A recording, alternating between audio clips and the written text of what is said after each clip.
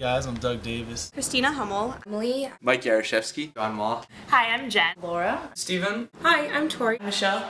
I'm Peigh. Shayla, Reid. Hey guys, I'm Jaison, Zachariah. Nicole, Ontiveros. Drohan. Greco. And we are students who want to talk about the state of the stress here at Princeton. The biggest difference from high school to college, I think, at least for freshmen, is that workload's just a lot quicker. The school year goes by a lot quicker.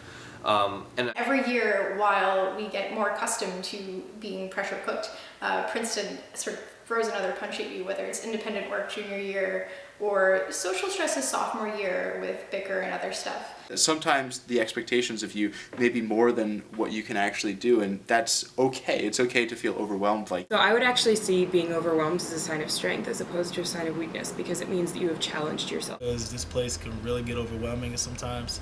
Everyone wants to put up that front and kind of be like, I'm totally okay, I'm fine, I'm dealing, or I'm dealing with even more than you and I'm still fine.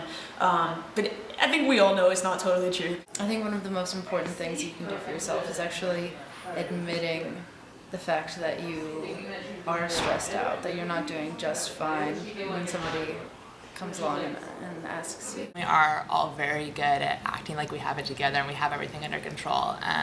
When a lot of times I know I definitely don't and get really stressed out and feel like I'm losing my mind. And I thought it's just been really helpful to actually confess that to other people and to tell your friends, hey, I'm kind of drowning right now, because most of the time they've definitely gone through the same thing and have had those same moments where they feel like they just can't do it all, because none of us can do it all. We're not superhumans. When I get stressed out, one of my favorite things to do is to be with my friends and talk to my friends about my issues. You know, academics are important, athletics commitments are all important, but one of the most crucial things is to keep your friends close. Once you get over that bridge and say, I need help, you'll figure things out, and even if they can't help you, they can point you to someone who can help you. We all go to school together and we all live with each other. We're Princeton students together are who we rely on. I've definitely had friends who have been overwhelmed, who've been stressed, who've been kind of on the brink of that kind of mental health barrier. And what I've done is listen. And what I've done is provided a comfortable, confidential ear for them to talk to. And there's only so much you're expected to do, and you can still be a good friend by referring them to other resources. And in fact, you'd be a great friend for referring them to resources that can deal with them better than you. It's my freshman year on campus. My alcohol use was a concern to my deans, and I was asked to seek counseling at Counseling Psychological Services. And I really do credit CPS with my still being at Princeton today. The great thing about CPS is that if you're looking for an opinion, you can get one. If you don't want one, they'll just listen. But it's really nice to just have someone to turn to. I know that it was really difficult for me to start seeking help for psychiatric issues.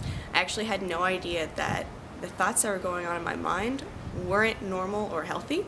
And as I started to get counseling at CPS, I started to realize that not only was there room for improvement, but that I could actually have a much richer experience at Princeton if I did work on my psychiatric issues. And it's been very, very beneficial for me. Sometimes it's good to admit that, hey, I'm struggling, I need to reach out to someone.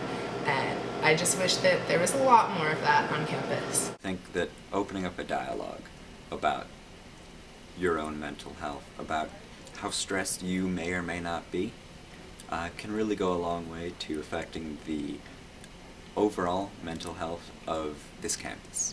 Someone who is feeling extremely overwhelmed, I suppose I would just say that you are not alone. this too shall pass. That we understand how you feel and we share a lot of your feelings. At the same time, we understand how stressful it is, and we don't mean to be patronizing or put down whatever you're feeling. It is such an amazing, encouraging community here, and people are really supportive of one another. And I think, instead of keeping it inside and letting yourself kind of drown with all that stress and the pressure, it really is so freeing just to be able to share that with others.